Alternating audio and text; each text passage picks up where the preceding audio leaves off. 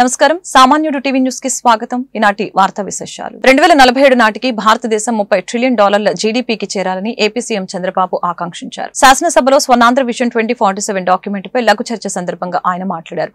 నియోజకవర్గ vision document అమలు పరిచే బాధ్యత ఎమ్మెల్యేలదేనని స్పష్టం చేశారు. దాని అమలుకి ఎమ్మెల్యేలకు పూర్తి సహకరిస్తామని చెప్పారు. 2047 కల్లా రాష్ట్ర తలసరి ఆదాయం 55 లక్షలు సాధించేలా విజన్ డాక్యుమెంట్ రూపొందించామని చెప్పారు. అప్పటికల్లా 2.4 ట్రిలియన్ల ఆర్థిక వ్యవస్థకు ఏపీ చేరాలి. ప్రస్తుత ఆర్థిక సంవత్సరంలో 17.11% మేర అభివృద్ధి రేటు సాధించేలా లక్ష్యం పెట్టుకున్నాం. వికసిత్ భారత్ 2047ని ప్రధాని మోదీ అమలు చేస్తున్నారు. ధ్వంసమైన రాష్ట్రాన్ని మళ్లీ ట్రాక్ లో పెట్టగలిగామని వివరించారు. ముఖ్యమైన సబ్జెక్టు అది కూడా స్వర్ణాంధ్ర విజన్ 2047.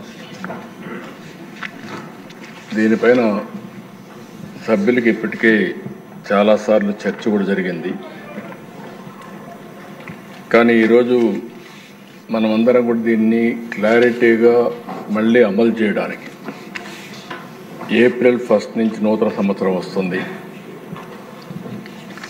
ఏదో రాష్ట్రంలో స్వర్ణాంధ్ర విజన్ కాకుండా దీన్ని లాస్ట్ మైల్లో ప్రతి ఒక్క వ్యక్తికి తీసుకుపోవడానికి మనం ప్రయత్నం చేస్తున్నాం. విజన్ అంటే కొంతమందికి కాదు, సమిష్టిగా ఎవరైతే చివరున్న వ్యక్తిని కూడా భాగస్వాములు చేయాల్సిన అవసరం ఉంది. ఇది మనం 10వ నెల 9 నెలలు అయినాయి. ఆ రోజు ఎన్నికల్లో ఒక హామీ ఇచ్చాం. నేను కానీ జనసేన అధినేత పవన్ కళ్యాణ్ గారు కానీ అదే మరి నరేంద్ర మోడీ గారు బీజేపీ ఈరోజు దేశంలో ప్రధానమంత్రి అయిన నరేంద్ర మోడీ గారు కానీ మళ్ళీ రాష్ట్రాన్ని పునర్నిర్మాణం చేస్తామని ఒక హామీ ఇచ్చి ప్రజల్లో కూడా ఒక చైతన్యం తీసుకొచ్చాం. ఆ చైతన్య ఫలితం మీరు చూస్తే చరిత్రలో ఎప్పుడూ రానటువంటి రిజల్ట్స్ 93% హిట్ రేట్ వచ్చిందంటే అది ప్రజల ఆమోదం. ప్రజల్లో ఒక హై ఎక్స్పెక్టేషన్స్ కూడా పెట్టుకొని మనల్ని ఆశీర్వదించారు. 9 నెలల్లో అనేక సంక్షేమ కార్యక్రమాలకు నాంది పలికాం. అభివృద్ధి కార్యక్రమాలకు కూడా మళ్ళీ ట్రాక్ తప్పిన అభివృద్ధిని ట్రాక్లో పెట్టే పరిస్థితికి వచ్చాం. ఇవి రెండు జరగాలంటే ఒక సుపరిపాలన కావాలి, గుడ్ గవర్నెన్స్ కావాలి. అలాంటి గుడ్ గవర్నెన్స్ ప్రాక్టీస్ అన్ని తీసుకొని మనం ముందుకు పోతున్నాం. అయితే ఇవన్నీ చేయడం ఒక ఎత్తు అయితే మనం అందరం ఆలోచించాల్సింది ఒక నాయకుడికి ఈరోజు ఆలోచించి రేపు ఆలోచించడం కాదు, ఒక దూరదృష్టితో కూడా ఆలోచిస్తే తద్వారా రాబోయే రోజుల్లో ఒక ప్రణాళిక తయారు చేసుకొని మనం ముందుకు పోయే పరిస్థితి వస్తుంది. దగ్గర లేట్ 90s ఆ రోజుట్లో హైదరాబాద్ సమైక్య ఆంధ్రప్రదేశ్కి విజన్ 2020 తీసుకొచ్చాం. ఆ రోజు నేను అసెంబ్లీలో పెట్టినప్పుడు చాలామంది కూడా విమర్శించే పరిస్థితికి వచ్చారు. అయితే ఈరోజు ప్రధానమంత్రి అది ఈరోజు మీరు హైదరాబాద్ని చూస్తే ఆ రోజు నేను చెప్పిన దానికంటే ఇంకా ఎక్కువ జరిగింది. ఈరోజు దేశంలో హైయెస్ట్ పర్ క్యాపిటా ఇన్కమ్ ఉండే రాష్ట్రం ఏదంటే దానికి చిరునామాగా తెలంగాణ ఉండే పరిస్థితి వచ్చిందంటే ఆ రోజు చూపించిన విజన్ అని చెప్పి కూడా నేను మీ ద్వారా ప్రజలందరికీ తెలియజేస్తున్నా. వైసీపీ హయాంలో ఉపాధి హామీ పనుల్లో అవినీతిని గుర్తించామని AP deputy CM Pawan Kalyan తెలిపారు. మొత్తం 250 కోట్ల అవినీతి జరిగినట్లు అధికారులు తమ దృష్టికి తెచ్చారన్న పవన్ దానిపై విచారణ సాగుతుందని అన్నారు. ఉపాధి హామీ కూలీలకు వేతనాల పెంపు అంశం కేంద్రం పరిధిలో ఉంటుందని అసెంబ్లీలో పవన్ ప్రకటించారు. కూటమి ప్రభుత్వం అవినీతి పరులపై కఠిన చర్యలు తీసుకుంటుందని తెలిపారు. ఉపాధి హామీ పథకం అవినీతిని గురించి నివారించిన ప్రభుత్వం తీసుకున్న చర్యలు వీటికి సంబంధించి ప్రశ్న ఏక్ సార్. ఉపాధి హామీ పథకంలో మన నారా చంద్రబాబు గారి నాయకత్వంలో గౌరవ ముఖ్యమంత్రి వారి ఆధ్వర్యంలో మేము ఎన్డీఏ ప్రభుత్వం ఏర్పాటు చేసినప్పటి నుంచి ప్రత్యేకించి ఈ జాతీయ ఉపాధి హామీ పథకంలో చాలా అవినీతి జరిగింది అనేది గత సంవత్సరాలుగా విన్నాం అధ్యక్ష. రాగానే దాని మీద చాలా కూలంకషంగా రివ్యూస్ చేసాం. రివ్యూస్ చేసినప్పుడు ఖచ్చితంగా చాలా అవినీతి అయితే ఉంది. దానికి సంబంధించి మేము ఉన్న చర్యలు ఏంటి? ఆకస్మిక తనిఖీలు అధ్యక్ష. ఒకటి, నిఘా సామాజిక తనిఖీ మరియు క్వాలిటీ కంట్రోల్ విభాగాలు నకిలీ మస్తరు జాబితా తప్పుడు చర్యలను గుర్తించడానికి ఆకస్మిక తనిఖీలు నిర్వహిస్తాయి. అలాగే క్వాలిటీ కంట్రోల్ తనిఖీ ఉంటుంది. ఇది రెండవది. ఆన్లైన్లో కేటాయించిన పని నిర్దేశించిన ప్రమాణాలకు అనుగుణంగా ఉన్నాయో లేవో గుర్తించడానికి నాణ్యత నియంత్రణ తనిఖీలు నిర్వహించడం అవుతుంది. ఇవి కాకుండా రాష్ట్ర స్థాయి ఫ్లయింగ్ స్క్వాడ్ ఉంటుంది. రాష్ట్ర స్థాయిలో ఆకస్మిక తనిఖీలు ఫ్లయింగ్ స్క్వాడ్లచే క్షేత్రస్థాయిలో మస్తరు జాబితాలు ఈ మెజర్మెంట్స్ నిబంధనల ప్రకారం జరుగుతున్నాయో లేవో అని తనిఖీ చేయడం అవుతుంది. మరి ఎవరైనా సరే వ్యక్తులు తప్పు చేసినట్లయితే SRDS క్రమశిక్షణ నియమావళి ప్రకారమే తక్షణ చర్యలు తీసుకోవడం అవుతుంది. రెండో ప్రశ్నకి అధ్యక్ష, అసలు కర్నూలు జిల్లాలో ఉపాధి హామీ పథకం దుర్వినియోగం సంబంధించింది. కర్నూలు జిల్లాలో ఉపాధి హామీ పథకంలో దుర్వినియోగానికి సంబంధించి ఒక నిర్దిష్టమైన ఫిర్యాదు అనేది విచారణ నిర్వహించడం అయినది. బాధ్యులుగా సంబంధిత ఫీల్డ్ అసిస్టెంట్ దగ్గర నుంచి దాదాపు 39,329.37 మొత్తాన్ని దుర్వినియోగం చేసినట్టు నిర్ధారణ అయింది. వారిని విధుల నుండి సస్పెండ్ చేయడం అయింది అధ్యక్ష. అదనంగా విభాగం యొక్క సామాజిక తనిఖీ బృందం 25 మండలాలకు గాను 16 మండలాల అక్రమాలను గుర్తించింది. ఇందులో వివిధ కేడర్లో 520 మంది వ్యక్తులు ప్రమేయం ఉన్నట్టుగా గుర్తించారు. మొత్తం నిధుల దుర్వినియోగం 74,57,280 అధ్యక్ష. రెండో ప్రశ్నకి ఇది. అలాగే మూడో ప్రశ్నకి అవినీతికి పాల్పడిన 520 మంది వ్యక్తుల్లో 31 మంది ఫీల్డ్ అసిస్టెంట్లు, సీనియర్, అలాగే 12 మంది ఫిక్స్డ్ టెన్యూర్ ఉద్యోగులను కూడా సస్పెన్షన్ ఉంచడం అయింది. 275 మంది పై క్రమశిక్షణ చర్యలు పూర్తయ్యాయి. మిగిలిన వ్యక్తులపై వ్యక్తిగత విచారణలు మరియు ఇతర విధానాల ద్వారా చర్యలు కొనసాగుతూ ఉన్నాయి. పోలవరం కోసం 2014 నుంచి ఇప్పటి వరకు 19,396 కోట్లు ఖర్చు చేసినట్లు జలవనరుల శాఖ మంత్రి నిమ్మల రామానాయుడు తెలిపారు. శాసన మండలిలో సభ్యులు అడిగిన ప్రశ్నలకు ఆయన సమాధానమిచ్చారు. పోలవరం కోసం కేంద్రం 17,860 కోట్లు చెల్లించింది.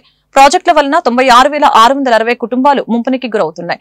నిర్వాసితులకి తొలి దశలో 1,203 కోట్లు అందించాం. ఇంకా 18,266 కుటుంబాలకి 1,340 కోట్లు చెల్లించాలి. ఇప్పటి వరకు 12,797 నిర్వాసితుల కుటుంబాలని తరలించాం. ఇంకా 27,263 కుటుంబాలని తరలించాలి. 75 నిర్వాసితుల కాలనీలో 49 నిర్మాణంలో ఉన్నాయి. ఆగస్టులోపు భూసేకరణ పూర్తి చేయాలని లక్ష్యంగా పెట్టుకున్నట్లు తెలియజేశారు. తొలి దశ R&Rని 2026 జూన్ లోపు పూర్తి చేస్తాం. పోలవరం ఎత్తుని జగన్ హయాంలోని 2గా విభజించాం. పోలవరానికి 41.15 మీటర్ల ఎత్తు ప్రతిపాదన పెట్టింది వైసీపీ ప్రభుత్వమేనని చెప్పారు. పోలవరం ఎత్తు ఎందుకు తగ్గించారో జగన్నే అడగాలి. నిర్వాసితుల కాలనీలో ఒక్కో ఇంటికి ఆయన హయాంలో పునాది వెయ్యలేదు అని నిమ్మల రామానాయుడు అన్నారు. కేబినెట్ లో ఎందుకు ఇవాళ రాష్ట్ర ప్రభుత్వం దీన్ని ఆమోదించింది, ఈ ప్రభుత్వం ఎందుకు అంగీకరించిందని అడుగుతున్నారు. అడగవలసింది గత ముఖ్యమంత్రిని, గత ప్రభుత్వాన్ని. ఎందుకంటే ఆ రోజు 41.15 మీటర్స్ ప్రతిపాదించింది మీరే, దానికి నిధులిమ్మని కోరింది మీరే. మళ్ళీ ఈ రోజు ఎందుకు అంగీకరించారని మాట్లాడుతూ ఉన్నారని అంటే పదే అబద్దాలు చెప్పేటువంటి పరిస్థితి. దాదాపు 373 విలేజ్లకు గాను 24 గ్రామాలు మాత్రమే షిఫ్ట్ చేసినట్టు నేషనల్ ఎస్టీ కమిషన్ రికార్డు అధ్యక్ష. అది 2019 చంద్రబాబు నాయుడు గారి హయాంలో పూర్తయినటువంటి కాలనీలు తప్ప ఒక్క కాలనీలో ఒక్క ఇల్లు కూడా కనీసం పునాది కూడా ఇటుక ముక్క పేర్చలేనిటువంటి వాళ్ళు కూడా ఈ రోజు కాలనీల గురించి మాట్లాడితే ఎట్లా అధ్యక్ష? తెలంగాణలో కలిపేయండి అని చెప్పి సాక్షాత్తు నిర్వాసితులు రోడ్డు మీదకి వచ్చి గత ప్రభుత్వంలో పోరాడారనంటే ఆ పాలనే ఒక ఉదాహరణ అధ్యక్ష. 75 కాలనీల్లో రిమైనింగ్ బ్యాలెన్స్ ఇంకా పూర్తి చేయవలసిన 49 కాలనీలు ఏవైతే ఉన్నాయో వాటికి కూడా మొన్న కేబినెట్ లో కూడా ఒక నిర్ణయం తీసుకోవడం జరిగింది అధ్యక్ష. ఏదైతే గతంలో మనం టెండర్స్ పిలిచి వాటి నిర్మాణానికి ఏజెన్సీలు ఫిక్స్ చేసినప్పుడు గత 5-6 సంవత్సరాల నుంచి పనులు చేయకుండా బిల్లులు రానిటువంటి స్థితిలో ఇప్పుడు ఆ పనుల్ని కంప్లీట్ చేయమంటే ఈ కొత్తగా పెరిగినటువంటి రేట్లుగా గిట్టుబాటు కాదనే ఉద్దేశంతో వాళ్ళ జీవో 35 ప్రకారం కొత్త రేట్స్ ఇమ్మని అడిగితే అది సాధ్యమయ్యేటువంటి పని కాదని ఆ పనులన్నీ కూడా రద్దు చేసి ఇప్పుడు కొత్తగా టెండర్లు పిలిచి ఆ యొక్క 49 కాలనీలు కూడా పూర్తి చేయాలనేటువంటిది ఒకటి.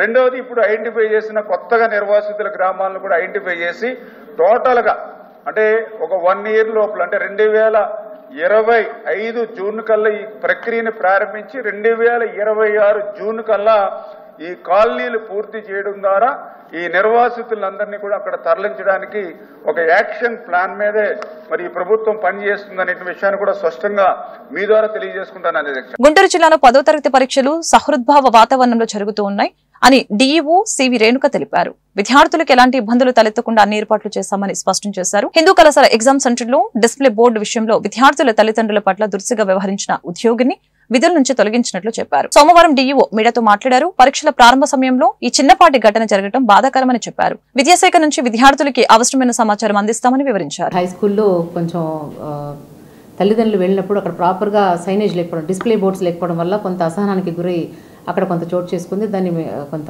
ప్రింట్ మీడియా, ఎలక్ట్రానిక్ మీడియాలో పదే రావడం జరిగింది.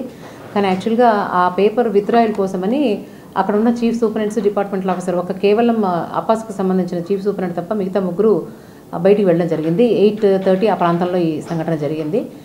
అంటే వాళ్ళ పోలీస్ స్టేషన్ నుంచి, స్టోరేజ్ పాయింట్ నుంచి క్వశ్చన్ పేపర్ తీసుకురావడం కోసం అని అక్కడికి వెళ్ళడం జరిగింది. ఈ లోపల పేరెంట్స్ కొంచెం గట్టిగా మాట్లాడుతుంటే ఒకతను చీఫ్ సూపరింటెండెంట్గా అపాస్ ఎగ్జామ్స్కి వ్యవహరిస్తున్న ఒక గోవిందయ్య గారు అని ఆయన కొంచెం గట్టిగా మాట్లాడడం వల్ల ఇది చోటు చేసుకుంది. కానీ అక్కడ ఎంట్రన్స్ దగ్గర ప్రాపర్గా అపాస్, ఇది మనకి ఇక్కడ 150 మెంబర్స్ రెగ్యులర్ ఎస్ఎస్సి రాస్తున్నారు, 90 మెంబర్స్ అపాస్ కూడా రాస్తున్నారు. బట్ ఇవాళ మొదటి ఎగ్జామ్ రోజు అపాస్కి సంబంధించిన అలాట్మెంట్ కేవలం 2 స్టూడెంట్స్ మాత్రమే. సో అందుకని అతను అక్కడ ఉండిపోవడం జరిగింది. ఈ లోపల పేరెంట్స్ కొంచెం గట్టిగా మాట్లాడుతుంటే అతను వాళ్ళని హ్యాండిల్ చేయడం, స్మూత్గా హ్యాండిల్ చేయకుండా కొంచెం గట్టిగా మాట్లాడడం జరిగింది. కానీ పిల్లలకి ఎటువంటి అసౌకర్యం కలగలేదు. విదిన్ 15 మినిట్సే అందరూ కూడా వాళ్ళ రూమ్స్కి వెళ్ళిపోయారు. తర్వాత కూడా మేము దానికి ప్రాపర్గా సైనేజ్, డిస్ప్లే అంతా కూడా పెట్టించి పిల్లలకి అందరికీ ఎటువంటి అసౌకర్యం కలగకుండా చర్యలు తీసుకున్నామండి. అతను కొంచెం పేరెంట్స్తో దురుసుగా మాట్లాడినాడు, అలా మాట్లాడకుండా ఉండాల్సింది. దానివల్ల అతన్ని కూడా డ్యూటీస్ నుంచి తప్పించేసి అతని మీద కూడా ఎక్స్ప్లెనేషన్ కాల్ఫర్ చేస్తున్నాం.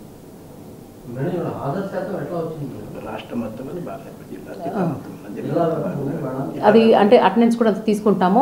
రెగ్యులర్ పిల్లలందరూ కూడా ఫుల్ హాజరు శాతం ఆల్మోస్ట్ ఉందండి. అది మనకి వివరాలు మరొక సేపట్లో మీకు అందరికీ తెలియజేస్తాను, ప్రెస్ నోట్ ద్వారా తెలియజేస్తాను. రెగ్యులర్ పిల్లల విద్యార్థి శాతం బాగుంది మనకి. కాకపోతే అపాస్లో కొంతమంది సబ్జెక్ట్స్ గతంలో వన్స్ ఫెయిల్ వాళ్ళు కూడా ఉంటారు కాబట్టి డే వైజ్ అలాట్మెంట్ మారుతూ ఉంటుంది. సో అదన్నీ కూడా వివరాలన్నీ తీసుకొని మీకు ఇవాళ ప్రెస్ నోట్ ద్వారా తెలియజేస్తాను. అన్ని పిల్లలు సుహృద్భావ వాతావరణాలు రాసుకోవడానికి అన్ని చర్యలు తీసుకుంటున్నాం. ప్రతిరోజు కూడా వాళ్ళకి సెట్లో వాళ్ళ పేపర్ విత్డ్రాయల్ కోసం వస్తారు చీఫ్ సూపరింటెండెంట్, డిపార్ట్మెంటల్ ఆఫీసర్. వాళ్ళందరికీ కూడా అన్ని విషయాల్లో కూడా మేము వాళ్ళకి ప్రాపర్గా గైడ్ చేస్తూ ఎటువంటి సౌకర్యం కలిగించకుండా అన్ని ఏర్పాట్లు కూడా పక్కాగా చేశాము. సో పిల్లలందరూ కూడా చక్కగా వాళ్ళ ఎగ్జామ్స్ రాసుకునే విధంగా అన్ని చర్యలు చేపట్టడం జరిగింది. గుంటూరులో 10వ తరగతి పరీక్ష కేంద్రాల వద్ద ఏర్పాట్లు సక్రమంగా లేవని విద్యార్థులు, వారి తల్లిదండ్రులు ఆందోళన వ్యక్తం చేశారు. గుంటూరులోని హిందూ కాలేజీ హై స్కూల్ పరీక్ష కేంద్రం ఈ ఆందోళనకి వేదికైంది. సోమవారం 10వ తరగతి పరీక్షలు ప్రారంభమైన సంగతి తెలిసిందే. అయితే పరీక్ష కేంద్రాల వద్ద కనీస సౌకర్యాలు లేవని విద్యార్థుల తల్లిదండ్రులు ఆరోపించారు. Hall tickets numbers, room numbers తెలిపే బోర్డులు లేకపోవడంతో వారు ఆగ్రహం వ్యక్తం చేశారు. నిర్ణీత సమయంలో పరీక్ష కేంద్రాల వద్ద క్లాస్ రూమ్లకు తాళాలు కూడా తీయలేదని మండిపడ్డారు. దీనిపై ప్రశ్నిస్తే అధికారులు నిర్లక్ష్యంగా సమాధానం చెప్పడం వివాదాస్పదంగా మారింది.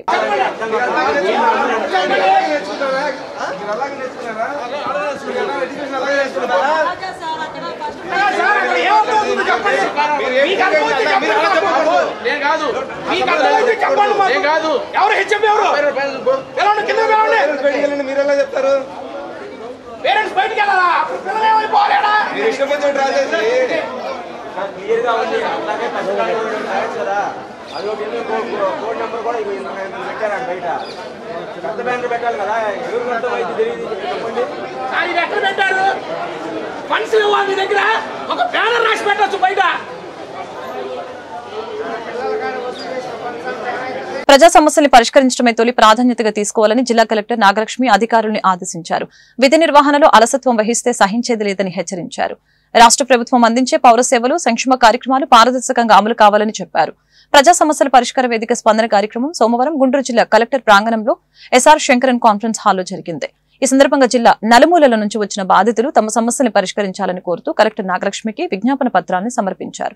12వ పీఆర్సీ కమిషన్ ఏర్పాటు చేసి పెన్షనర్స్ సమస్యలను పరిష్కరించాలని AP state government employees association నేతలు జిల్లా కలెక్టర్కి విజ్ఞాపన పత్రాలు అందజేశారు. అలాగనే పలువురు బాధితులు భూముల వివాదాలపై కలెక్టర్కి ఫిర్యాదు చేశారు.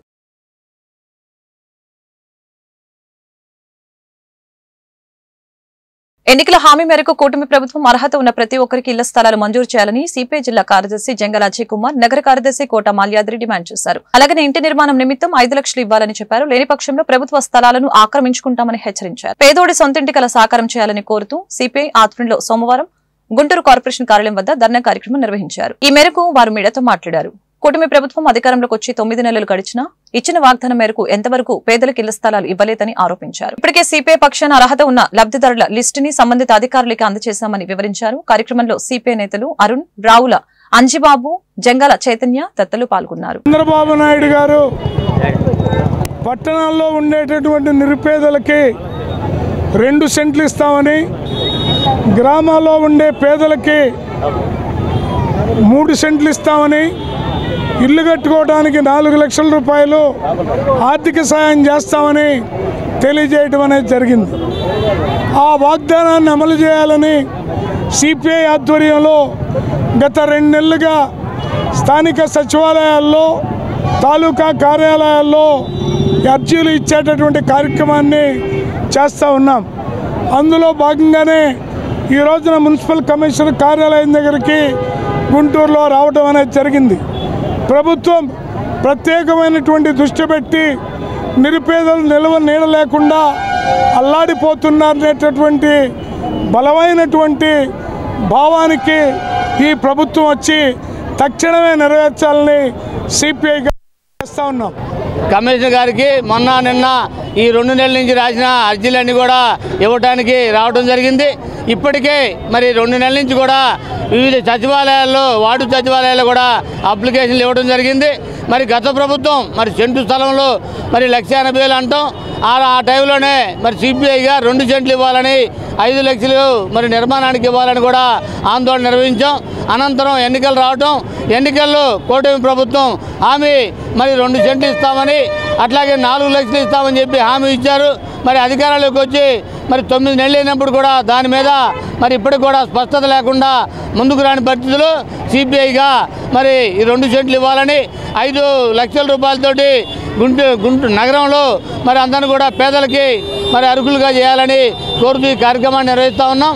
ఇప్పటికైనా ప్రభుత్వం వెంటనే ఇప్పుడు దాకా ఇచ్చిన అన్ని ఏదైతే ఉన్నటువంటి వినతి పత్రాలన్నీ కూడా మమ్మల్ని అర్హులుగా చేయమని ఇవ్వడం జరిగింది. అవన్నీ కూడా అర్హులుగా మరి ఎంక్వైరీ చేయాలని సిపిఐగా కోరుతా ఉన్నాం. లేని పక్షంలో సిపిఐగా ఆందోళనని మరి కొనసాగిస్తామని కూడా తెలియజేస్తా ఉన్నాం. పోలీసులను విఆర్లో ఉంచడంపై శాసన మండలిలో చర్చ జరిగింది. సభ్యుల ప్రశ్నలకు హోంమంత్రి అనిత సమాధానాలు ఇచ్చారు. గత ప్రభుత్వం పెద్ద ఎత్తున పోలీసులను విఆర్లో ఉంచిందని, వారికి జీతం కూడా ఇవ్వలేదని మంత్రి సభ దృష్టికి తీసుకుని వచ్చారు. పోలీసులను విఆర్లో ఉంచితే గతంలో 50% జీతం ఇచ్చేవారని, కక్షపూరితంగా గత వైసీపీ ప్రభుత్వం పోలీసులను విఆర్కు పంపిందని ఆరోపించారు. పోలీసుల పట్ల కూటమి ప్రభుత్వం సానుకూలంగా ఉన్నట్లు మండలిలో హోంమంత్రి ప్రకటించారు. శాంక్షన్ పోస్టులు మొత్తం 26 శాంక్షన్ పోస్టులు అధ్యక్ష. ఆ విఆర్ లో ఉన్న వాళ్ళకి శాలరీ కూడా ఎక్కడ ఆగదు అధ్యక్ష. మామూలుగా శాలరీ మాత్రం వాళ్ళకి పడిపోతుంటుంది. ఓకే, ఇంకా ఏంటంటే డిప్యుటేషన్ వేకెన్సీస్ కూడా లైక్ ఏసీబీ కానీ, విజిలెన్స్ కానీ ఎక్స్ట్రా రిక్వెస్ట్ స్పెషల్ సూటబిలిటీ టెస్టులు తీసుకుని అందులో కూడా కొంతమందిని తీసుకుంటాం అధ్యక్ష. మీరు వైఎస్ఆర్సీపీకి పార్టీకి సంబంధించిన ఎమ్మెల్సీ లాస్ట్ 5 సంవత్సరాలు మీరు పోలీస్ డిపార్ట్మెంట్ లో ఉన్నారు. పోలీస్ డిపార్ట్మెంట్ లో ఉన్న వాళ్ళకి జీతాలు రావట్లేదు. పోలీస్ డిపార్ట్మెంట్ లో ఉన్న వాళ్ళకి 1వ తారీఖు జీతం రాలేదు. ఒక సరెండర్ లీవ్ కూడా ఇవ్వలేదు. ఒక భద్రత కల్పించలేదు. ఆ రోజు ఎందుకు మాట్లాడలేకపోయారు ఈ విఆర్ఓల గురించి? ఆ రోజు పోలీసు జీతాల గురించి పోలీసు ఎందుకు మాట్లాడలేకపోయారు? మేము ఒకటే అంటున్నాం, మాకు మానవతా దృక్పథం ఉంది కాబట్టి పోలీస్ వెల్ఫేర్ గురించి కూడా ఆలోచన చేసి పోలీసులకి ఎక్కడ కూడా ఇబ్బంది లేకుండా చూసుకునే బాధ్యత మా గవర్నమెంట్ తీసుకుంటుంది అధ్యక్ష. బీఆర్ లో ఉన్న వాళ్ళకి కూడా మీరు చెప్పినట్టుగా మీరు సూచన ఇచ్చారు. ఆ సూచన నేను చాలా పాజిటివ్ గా తీసుకున్నా. మేము కూడా డిస్కషన్ చేస్తాం. దాన్ని ఏ రకంగా ఫైనాన్షియల్ ప్రాబ్లమ్స్ రాజకీయాలు ఒక పోలీస్ ఆఫీసర్ అయ్యండి పోలీస్ వెల్ఫేర్ గురించి ఆలోచన చేయకుండా రాజకీయాలు మాట్లాడాలనుకుంటే మేము మాట్లాడతాం యాజ్ హోమ్ మినిస్టర్ గా. అది కాదు కదా, ఈ రోజు సమస్యకి పరిష్కారం ఉండాలి కదా. గుంటూరు కలెక్టర్ గ్రీవెన్స్ కి వచ్చే బాధితులకి ఉన్నతాధికారులు ఉచితంగా భోజన సౌకర్యం కల్పించారు. గుంటూరు జిల్లా నలుమూలల నుంచి వచ్చే బాధితుల సహాయార్థం ఈ కార్యక్రమం ప్రారంభమైంది. బాధితుల ఆకలి బాధను తీర్చేందుకు అధికారులు ఉచిత భోజన కార్యక్రమానికి శ్రీకారం చుట్టారు. ఇక నుంచి ప్రతి సోమవారం కలెక్టర్ గ్రీవెన్స్ కి వచ్చే బాధితులకి భోజనం అందించనున్నారు. రాష్ట్ర ప్రభుత్వం తీసుకున్న ఈ నిర్ణయంపై బాధితులు సంతోషం వ్యక్తం చేస్తున్నారు.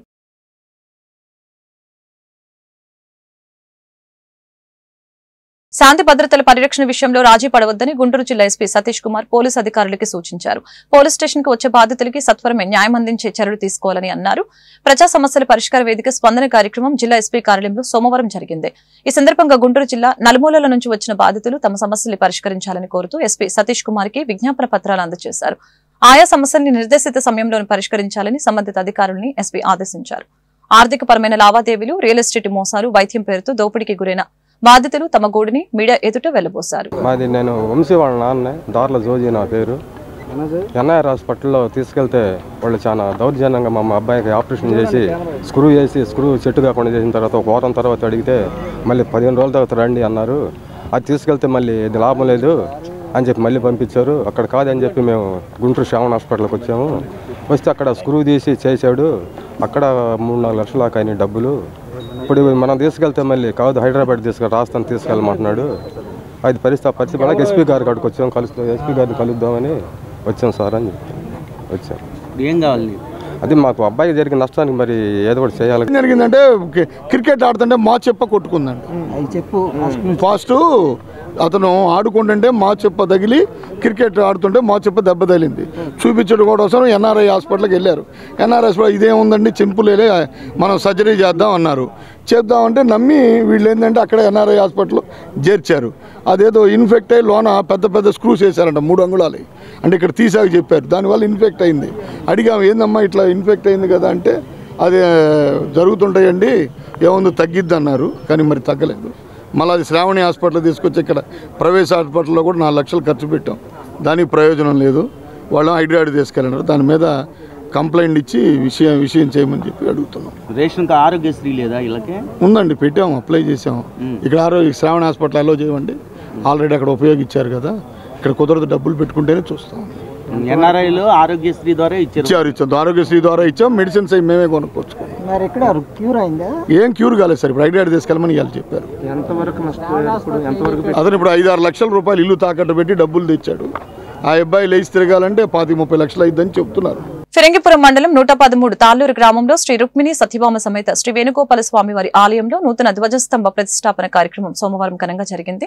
ఈ సందర్భంగా జరిగిన ప్రత్యేక పూజ కార్యక్రమంలో Andhra Pradesh industrial development corporation chairman Degala Prabhakar దంపతులు పాల్గొన్నారు. వేద పండితుల మంత్రోత్సరణ నడుమ ధ్వజస్తంభాన్ని ప్రతిష్ఠింపచేశారు. తొలుత ఈ కార్యక్రమంలో పాల్గొన్న డేగల ప్రభాకర్ దంపతులు పూర్ణ కుంభంతో ఆలయ కమిటీ సభ్యులుగా స్వాగతం పలికారు. సుమారు 200 సంవత్సరాల చరిత్ర కలిగిన ఆలయ పునర్నిర్మాణానికి ధ్వజస్తంభం ఏర్పాటుకి డేగల ప్రభాకర్ సహకారం అందించారు. కార్యక్రమంలో అర్చకులు బి ప్రసన్నమూర్తి, వేద పండితులు బి పవన్ కుమార్, దేవాదాయ శాఖ అధికారి జక్కా శ్రీనివాసరావు, 113 గ్రామస్తులు, భక్తులు పాల్గొన్నారు.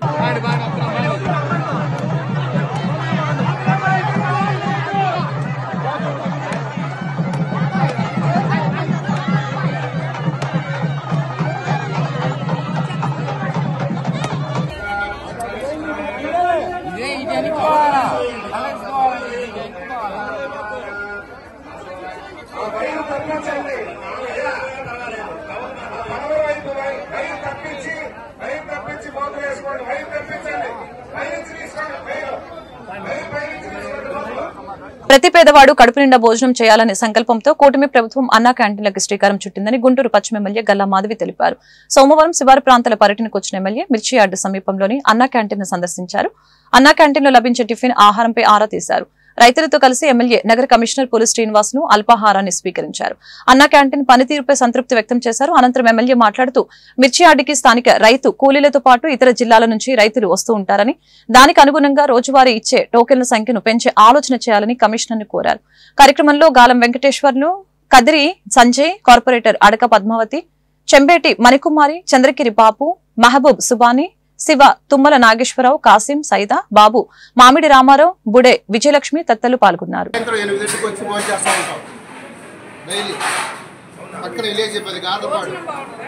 భోజనం సూపర్ బాగుంటుంది.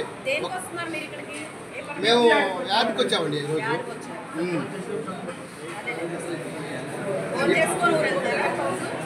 ఇక్కడ కాయలకు వచ్చాం, అమ్ముకొని పోవడానికి వచ్చాం ఈరోజు.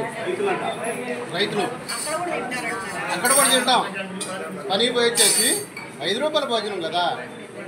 ఆరోగ్యం తక్కువగా ఉన్న వాళ్ళకి మోయినంగా సరిపోతుంది భోజనం. ఎక్కువగా ఓవర్గా తినే వాళ్ళకి మనం చెప్పలేం దాని విషయం. అది మాత్రం సూపర్గా సరిపోతుంది.